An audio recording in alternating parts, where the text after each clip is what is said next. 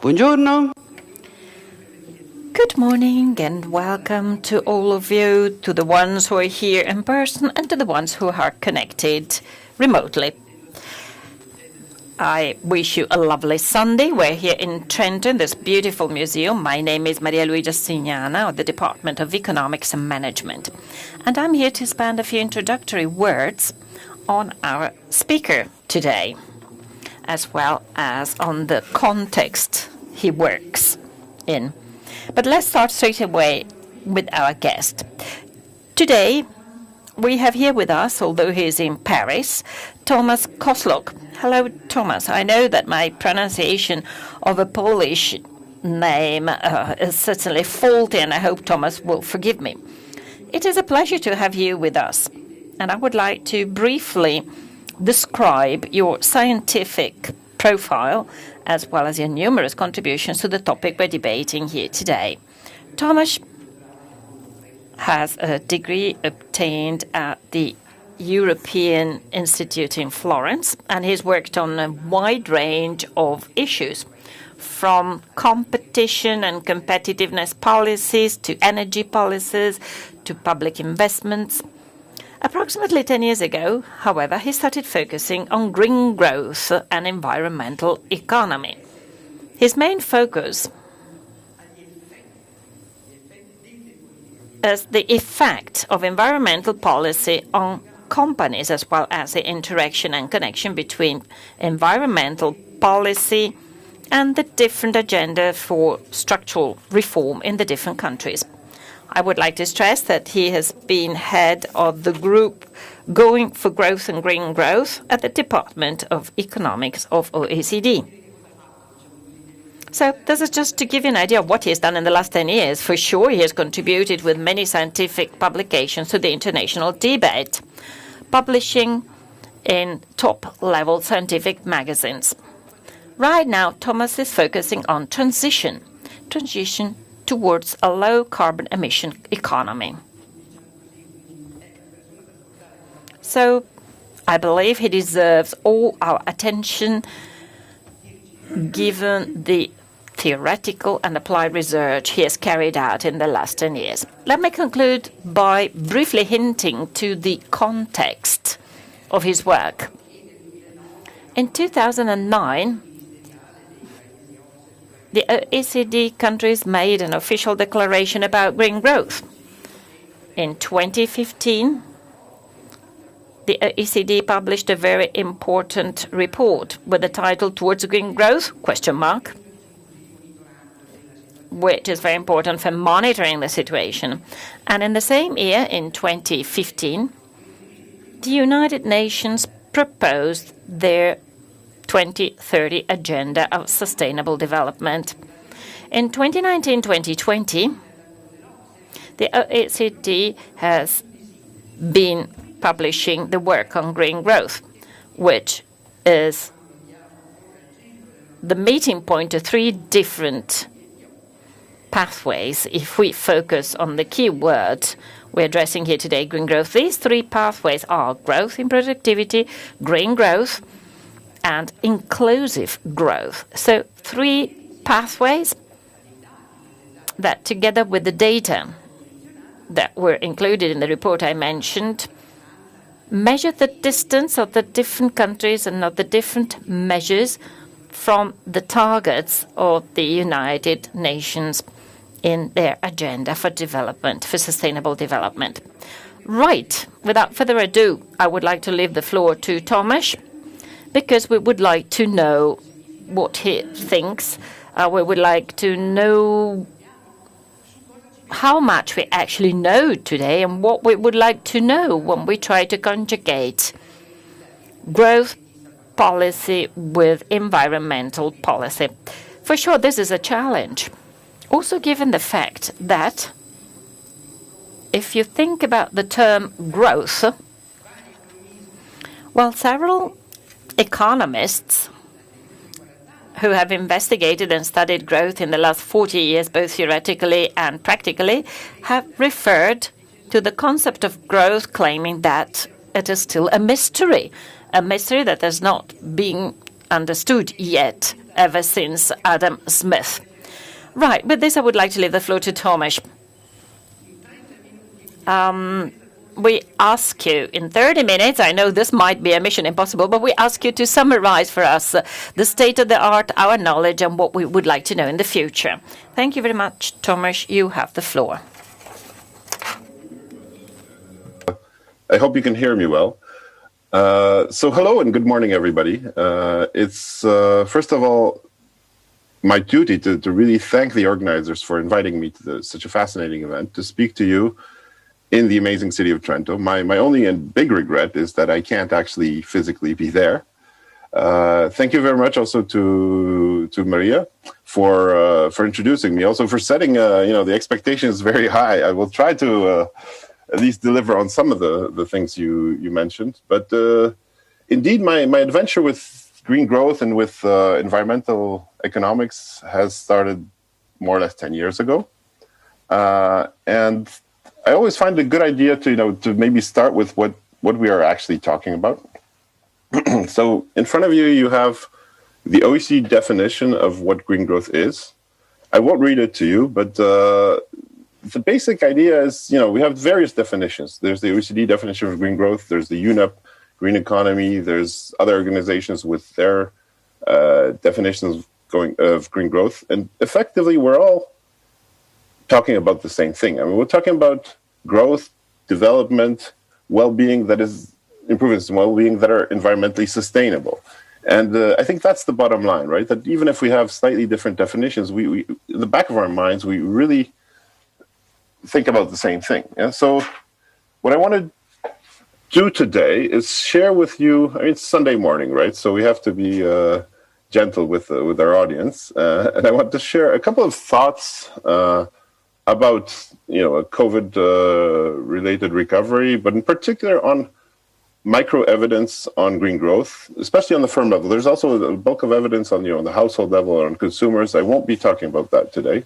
But focusing on what we know and what we would like to know and how we can use this knowledge in policymaking, because that's effectively what matters for us. So let's start. Yeah, basically, so to start, I pulled out a very crude and simple graph from Google Trends. So Google Trends allows you to look at what people have been searching for on the internet, and this searches for global searches for the phrase green stimulus. And as you see, the idea was deserved quite a bit of attention in the global financial crisis. So you have this spike around 2009, where a lot of people were looking for this phrase. It was the time when when the green growth agendas started, the green growth strategies. It was a time when there was a lot of hope about making the recovery from the global financial crisis better, greener, environmentally sustainable. And as you see, that is actually dwarfed by the second spike around now. It could be because of COVID, people are locked down. They're Googling things much more than previously. But there is, everywhere you turn around, you hear politicians, policymakers, international organizations telling us about a green recovery, about tilting the recovery towards green, about building up back better. So it's clear that there's a lot of attention to this again. So if you look back at historical data, I mean, this is a very simple graph of CO2 emissions at the global level over time. The striking thing is that practically in every major crisis, emissions went down together with economic activity. I mean, that's perhaps not surprising. But basically, as activity picked up, emissions went back up again, or started growing again. So if you zoom in on the global financial crisis, it's exactly as Professor S said just a moment ago. This is a time when the major international organizations have came up with their green growth or green economy strategies. Particularly, the OECD started with the MCM, the ministerial, in 2009 about green growth strategy. So what can we learn from that? Basically, these were not just declarations, because if you look at the recent OECD paper, that looks in very much detail at the stimulus, the fiscal stimulus that accompanied the recovery, or that led the recovery from the global financial crisis. Colleagues at the Environment Department, who actually did, the bean counting for this, claimed that, or found that over 16% of the stimulus that was used to recover from the global financial crisis, so over $500 billion were directed at so-called green activities. And if you take it at the book, that is a lot of money. So it's not just declaration, there was money behind it. But then we look at the historical numbers again, and you could say the outcome was a bit disappointing, because when growth started recovering, the emissions started recovering too. So, that was not so great. But there were some benefits of what was going on, of the focus on green growth strategies. For instance, this is a graph that comes from the International Renewable Energy Agency and some other data that I put together from other sources, basically looking at the massive reductions of prices of technologies that are considered crucial for a low-carbon transition or for green growth. So, in principle, renewable energy and batteries, which over the last decade saw, enormous amount of reduction costs. On the other hand, economists have been busy. So a colleague of mine helped me pull out this graph. It looks at economics articles published that in the title or in the abstract contain the phrase environment and policy. So we have actually, over the years, especially over the past decade, built up a wealth of information on environmental policy analysis. Of course, this graph is crude. You can refine it much more, but it shows you the picture. I mean, we know much more than we used to. And we have been working quite a lot on the effects of environmental policies. So another area of progress is on the diagnostics and measurement. So when the OECD issued its green growth strategy, that was accompanied with a lot of work, a lot of investment into the measurement, into the data, on trying to measure green growth and trying to provide indicators that can track progress on green growth. And I'm not going to show you the example. I'll just show you some examples on what these type of indicators are. You can go to the website and play around. There's a very nice website to look at, your country, your interests in this particular area. But I mean, 3 indicators that might be just worth some attention is like, we are now able to look at carbon productivity, not only from the production side, so not the productivity of just what we produce, but also the productivity of what we consume, what we buy, what we demand from other countries. So taking into account the carbon content of imported products. We also are able to use much better modern digital technologies like satellite imageries and Earth observation, for instance, to track pressures on the natural asset base. I mean, this is an example of tracking over time the change in built-up area, so the land cover use in countries or across countries. We're also able to track risks to health. So we have, for instance, data on air pollution coming from Earth observations, overlaid with population data to see what are the shares in countries of people exposed to high levels of air pollution. These are just a couple of examples. Another one is we are much better at tracking policies now. So we collect a lot of information on environmental policies, which is crucial for evaluation of environmental policies, looking at their effects. The example you have here is a composite index that kind of amasses part of this information. It's right now being updated, so it's relatively old for the moment, but this year or early next year, you should have a new version, basically looking at the stringency of policies across countries. And this is crucial to collect data and understand data on environmental policies, because we need that for the evaluation of policies. And turning to that, would now focus on a particular aspect of evaluation of policies, that's environmental policies and firms. And that's partly because that's what I worked on for a while. So the literature in this area focuses on two pillars. It comes from 2 pillars. One is more related to the fears of negative effects of environmental policies, and that's basically called the pollution haven hypothesis.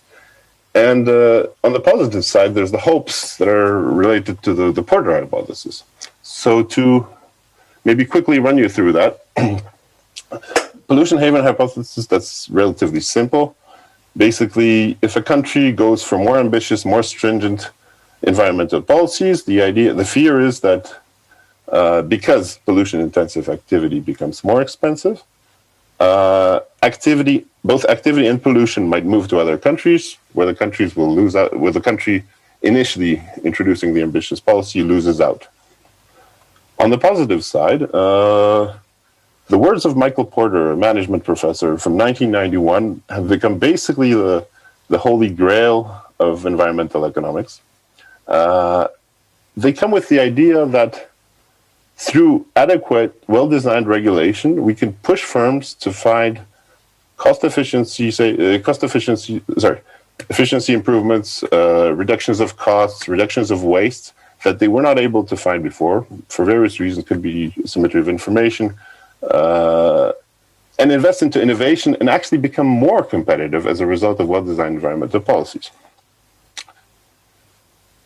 So that's the two sides of the story. And what the researchers do basically in the area of looking at the firm is, you take an environmental policy, its introduction, its change, its presence, the variation between countries, and you look at the effects on, how firms perform. That can be many things. That can be profits, productivity. That can be entry into markets. That can be investment abroad, innovation, export, sales, employment. Behind all this, of course, is a very complex, at the back of our minds, we have a very complex set of, management decisions, of processes going in the firm, rethinking, what products to do, how to design products, where to position them on the market, who to hire, who to reskill. But, you see the outcomes of that in terms of firm performance. So all this literature, we did a literature summary in last year, basically, a big literature review.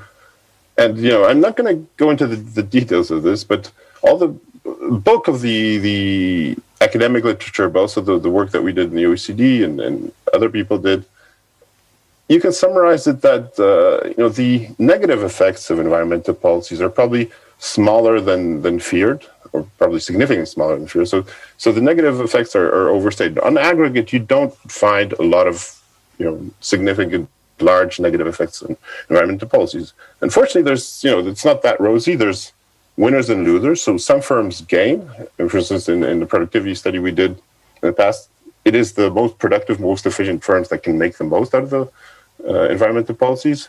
The firms that struggle, they actually might be in a worse situation. Some firms may fail. Of course, there's a couple of caveats to this literature.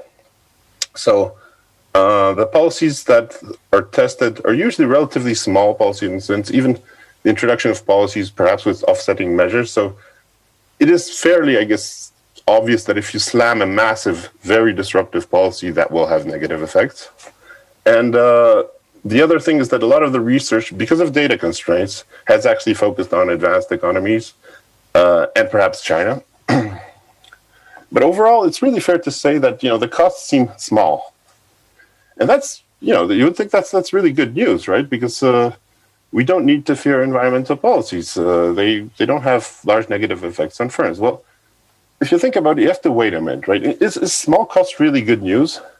And that depends, right? That depends because small cost is great news if you get a lot of environmental benefits. So it's a bit of like a cost-benefit analysis approach. So small costs are really good if you get a lot of environmental benefits for that. However, you start to wonder whether small costs are that great if you get some small environmental benefits out of that. But if you get really few or no environmental benefits, then small costs are actually bad news because you're paying for something where you're not really getting a lot.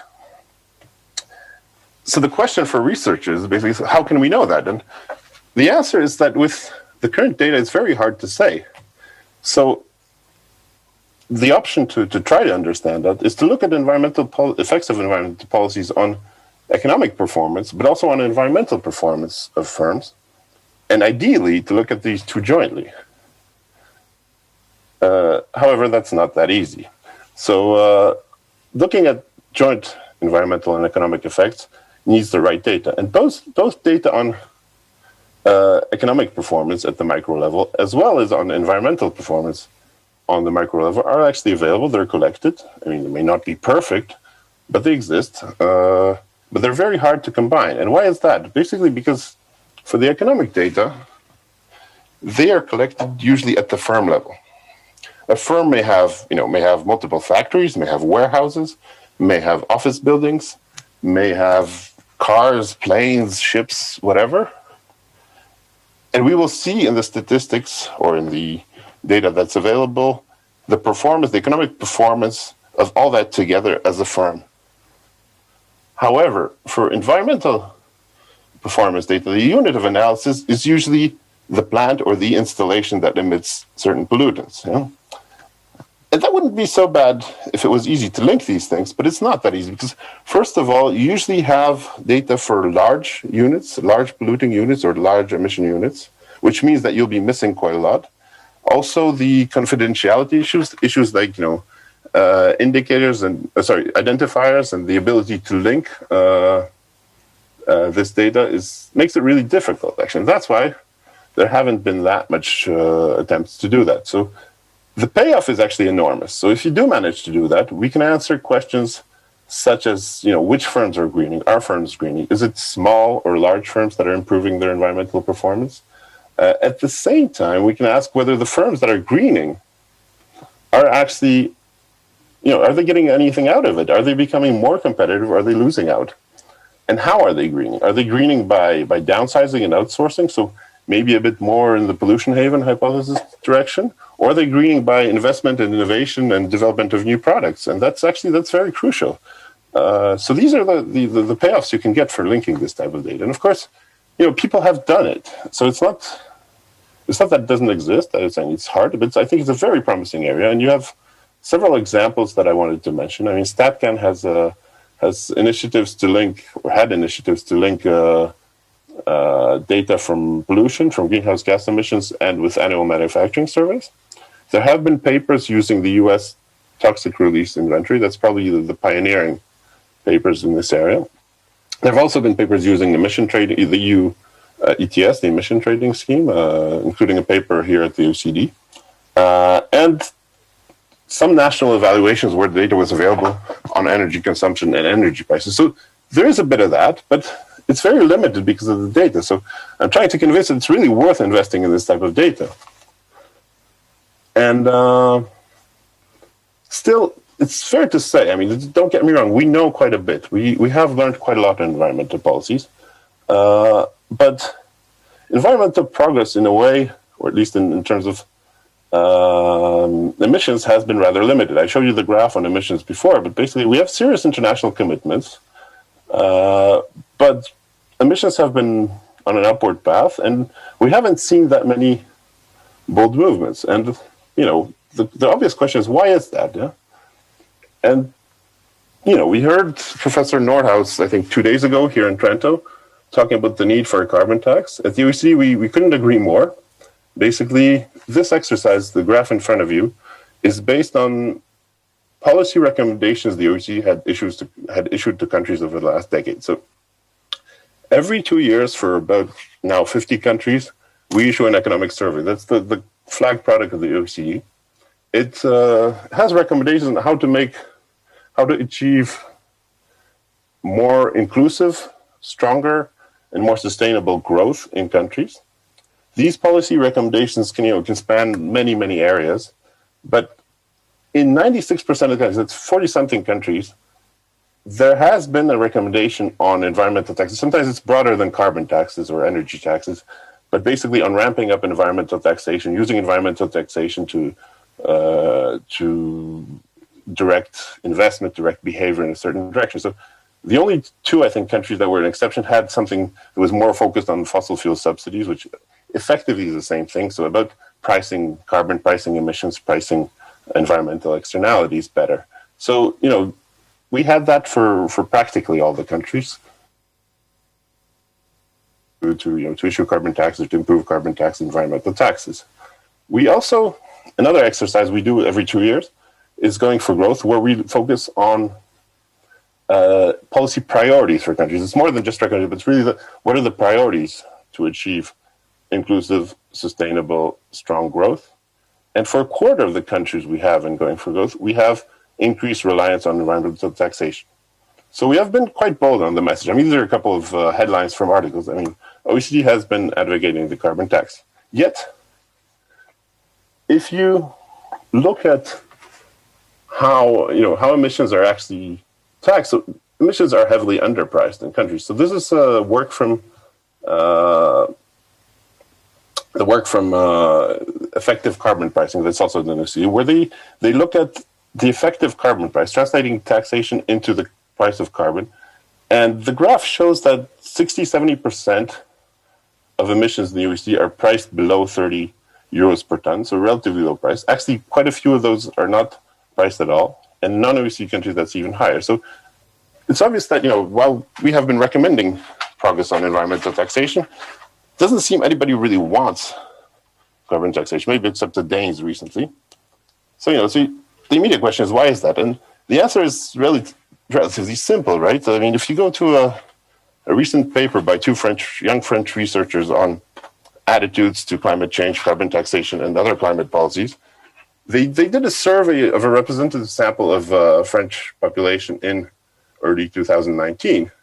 And there it was clear that if you propose them a carbon tax that then gives back the money to the population, only 10% of the French population were for that. 70% said no, they don't want that. And then that was only confirmed with the Yellow Vest movement and several other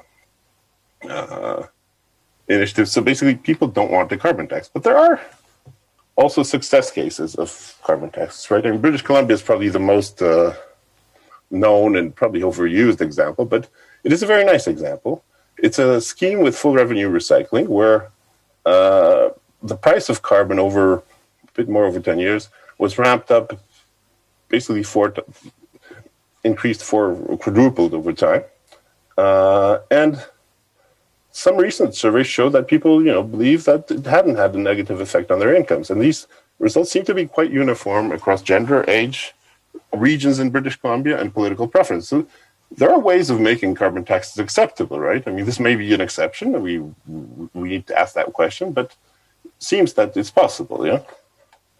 But all the work, or most of the work on the other papers that I mentioned on the French tax and some other things, also on British Columbia, points to the perception of unfairness of a carbon tax. And I think that's the number one thing that we need to do, that we need to tackle.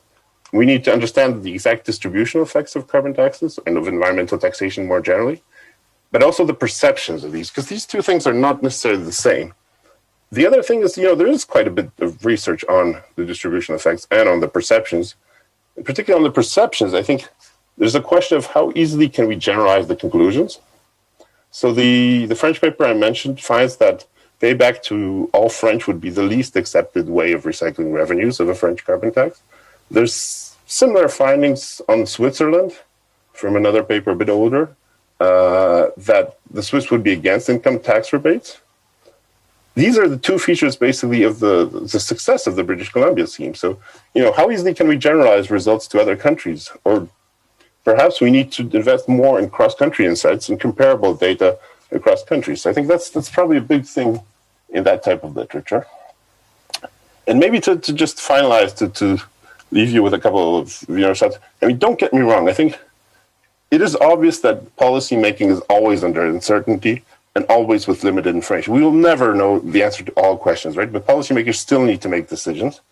But we do know quite a lot, and we can use this knowledge in a better COVID-19 recovery. And then on the research, I think the promising alleys that I mentioned here, and I think are worth thinking about, and certainly that we're thinking about, is the microdata on economic and environmental performance, or more than thinking about, we're actually pursuing some of this work, cross-country insights on attitudes and perceptions, and using new technologies to move the measurement agenda and policy making. So I think I would leave you there. Thank you again. And I think now is the time probably for discussion. Maria, back to you. Thank you very much. Grazie molte per questa affascinante Thank you very much for this fascinating and brilliant overview of what we know, how much we need to know, how much we would like to know, and how much probably we don't know. So I would like to leave the floor to our audience. I understand that there are some questions that they would like to ask our speaker. Please come to the microphone. Yes, you can remove the mask when you speak into the microphone. Good morning. I am convinced that sustainability and complexity are the two sides of the same coin. The analysis of data is one thing. But right now, from the research that was shown at the beginning, I mean, the Google search leads us to the need for an answer. COVID has brought us to the precipice of chaos. This requires understanding complexity. Pierre Levy said, with digitization, we have entered the world of collective intelligence. The Kirchhoff claims this is the age of connective intelligence. And this last reflection, also quoting Morin, speaking of shared destiny, well, we have understood that we are all on the same boat. The two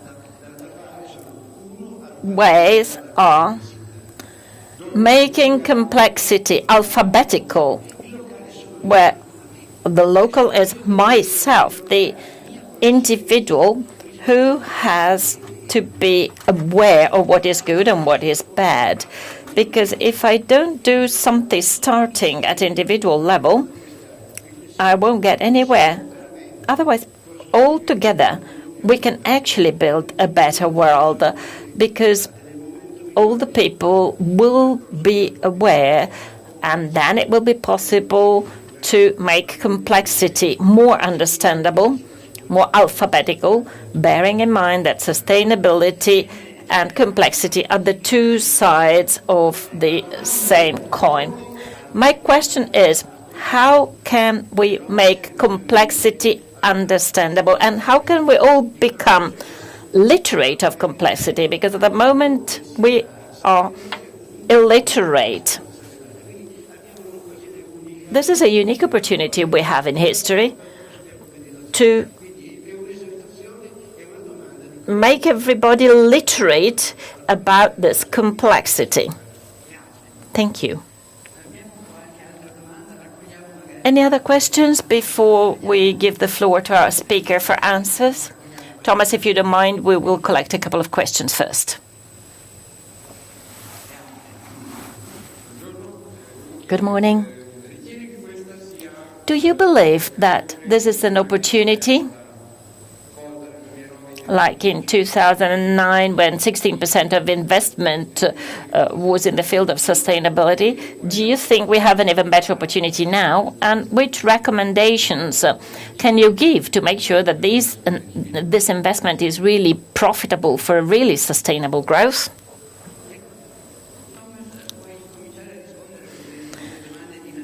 Tomasz, would you like to start answering these two questions? Maybe you can also give us some examples to make us understand things a little bit better. Yeah, they're slightly different questions, if I understood correctly, especially the first one. But so maybe I'll start from the second one in a way. So obviously, I mean, we are in a horrible crisis. We are in a crisis that has not only cost a lot of lives and a lot of, but also a lot of economic, or is still causing a lot of economic misery. And so it's, in a way, it's difficult to talk this about an opportunity, but yes, in a way, this is a chance to. I mean, we have to build back. We have to recover our economies. We have to.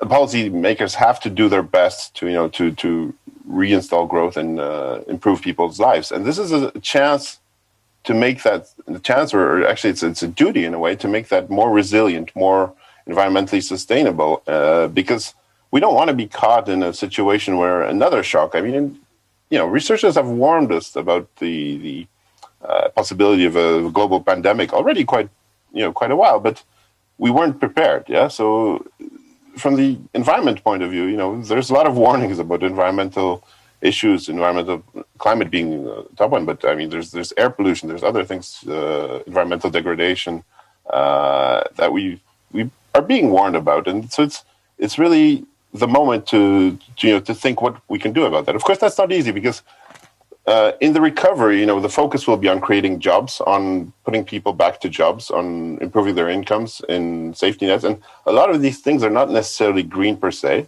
On the other hand, a lot of the green measures might not be, delivering immediate stimulus results in the short term. Yeah, so it has to be done smartly. It has to be done through a good evaluation of the policies, through learning from lessons, as I said, learning from lessons from the global financial crisis, but also, resources are limited. Yeah, so we have to prioritize. So a crucial thing will be to engage the private sector because, government investment, yes, there are a lot of funds that will be going into the economy, but without the participation of the private sector, without the participation also of consumers and their decisions, we won't make it. There won't be a business case for green. I think fundamentally that's what you have to do. We have to think about a business case for sustainable, resilient growth. And if you go, I don't want to take too much of your time, but if you go back to the discussion, I think yesterday at 2:30, so you can download that off the website. Our chief economist Laurence Boone was actually thinking about the conditions of making,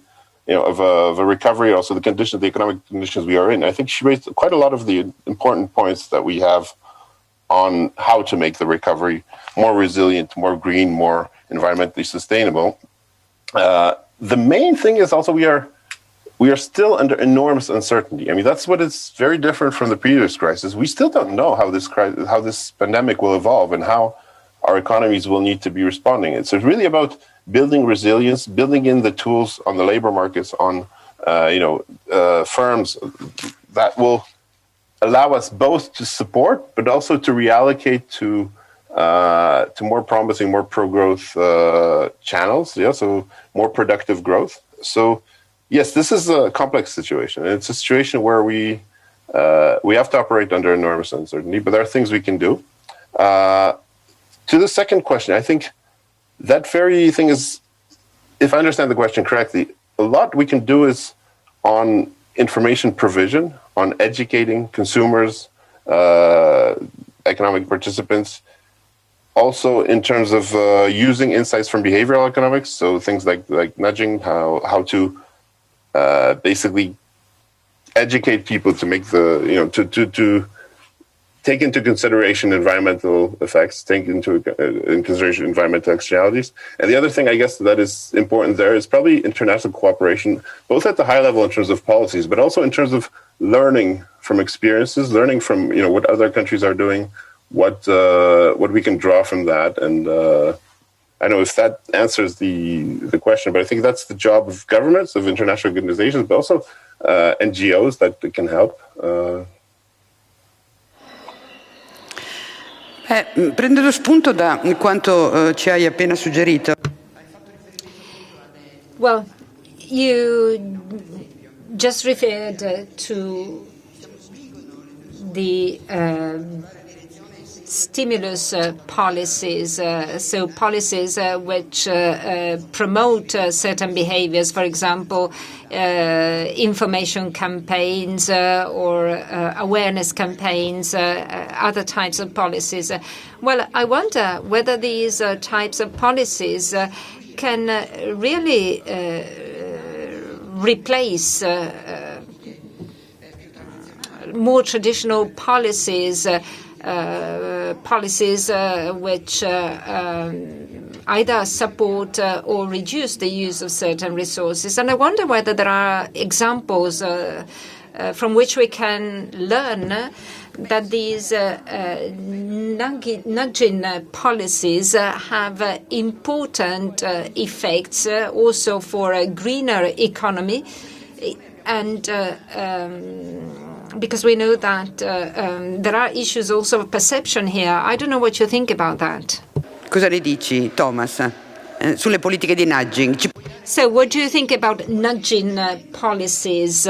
Can you give us also some suggestions? So, so on the nudging policy and, using behavioral economics more generally, I think this is a fascinating field. And it's I don't think, like, to take your question, I don't think you can substitute that for other policies. Yeah, so it's not an either or. I think you need to use the two in combination, because sometimes, responding to a signal like the carbon price may be difficult because you don't have the full information or you don't understand how that relates to you. I think a very kind of simple example is, labeling of products. So basically, when I buy a washing machine or a fridge or stuff, it's maybe an overused example, but I have no clue what is the performance of that. But I make an investment that, that for most households, this will last for a couple of years and will have enormous or significant impacts on my energy consumption. But I have no way of knowing that unless, there's labeling. Labeling is there in many countries. And I think this is an example of, how that can impact environmental performance of a household over the longer term. Things like setting defaults, default temperatures, default uses, the fact that, maybe your washing machine will turn itself on at a certain time after you've programmed when electricity is cheaper. That's, both savings for the households, but also lower emissions. So I think that's a way to make use of the full spectrum of policies. And for the ambitious goals we have to make a spectrum of the full use of the full spectrum of policies. Yeah, I think the one question that is quite often asked in the context of nudging is how persistent are the impacts, how long lasting the impacts of nudging, and of course that depends on the type of nudging. But it's something we have to put into consideration. So if nudging changes behavior for long term or for forever or for long term, or whether it's something that changes a one-off and then we're back to normal. So that's a question of policy design. And obviously the second question is the experiments we do, the policy experiments we do with nudging, are they translatable to situations in other countries, in other types of environmental problems, in other types of behaviors? To what extent can we, what the external validity of these results? I mean, to what extent is it robust? Can we use insights from one policy, one country, one specific experiment or set of specific experiments to actually use that in other policy making? So that's the fundamental question. But absolutely, it is something that should be used and can have enormous payoffs in terms of environmental policy and environmental behavior. Grazie, molto chiaro. C'è qualche altra domanda? Any other question? Well, I would like to conclude with a $1 million question. I would like to take this opportunity and ask about possible structural reforms in various countries and trying to combine the various structural reforms with environmental policies. Well, looking at your experience, in your opinion, what are the avenues or the experiences in order to reconcile environmental objectives and the reduction of inequalities? Because often we have seen that in order to have environmental results or objectives, there is a perception that this may entail effects in terms of new inequalities, for example, the use of taxes. So how can we reconcile these environmental objectives with the reduction of inequalities? I would like to know whether compensation policies are already included in the various reform agendas of the various countries. Well, I realize that it is a $1 million question, but I would like to close with a sort of a provocation in order to understand what you think about this challenge. So the challenge of combining environmental protection with new inequalities. It is a $1 million question. Yeah, sure. And obviously, if it was easy, then we would have already been there, right? And policymaking is also about difficult choices. But I think fundamentally, the objective of environmental sustainability and improving well-being for everybody, or for for everybody in some way. So the inequality question is, they can't be looked at separately. So I think the key there is, first of all, to put both inequality policies and environmental policies in the mainstream of economic policy making. That said, I think environmental policies are not policies to deal with inequality. I mean, we have other policies for that. But in this difficult period and in the recovery, whatever happens, we have a massive shock to the economy. Yeah.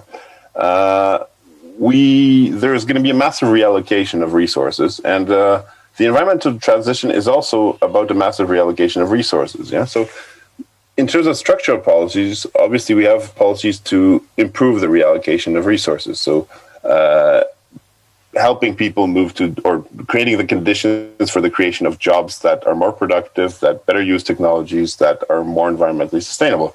But obviously, reallocation can be costly to people. And then there is a question: what do you do, and how do you prevent increases in inequality? How do you reduce inequality? How do you give people opportunities to improve their situation? How do you deal with those that don't make the most of these opportunities?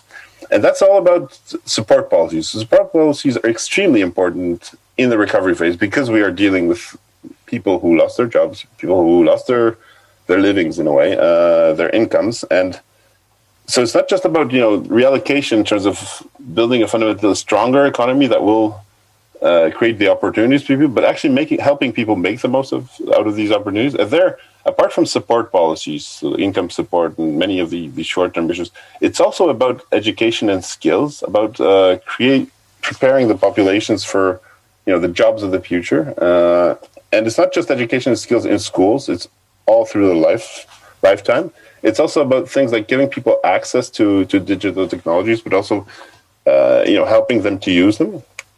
So I think it is a complex question, yeah, and I won't have the answer for you for that. I think we're all the time working on how to make policies more green, more environmentally sustainable, more inclusive.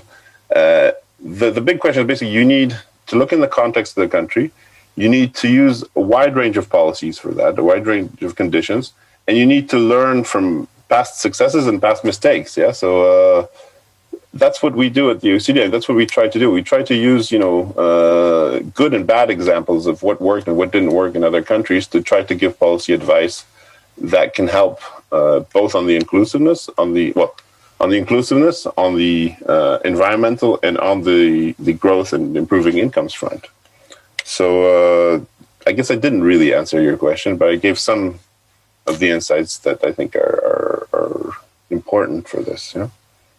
$1 million question, we have future answer, let's say. Okay. Ci sono Any other question? Okay. Thank you so much, Tomasz, for this brilliant presentation and brilliant provocations. I hope that this event has been useful for all of us to understand what we face for the future. Thank you for being here physically, and thanks also to the people who are watching us from their computers. Thank you, Thomas, and bye-bye.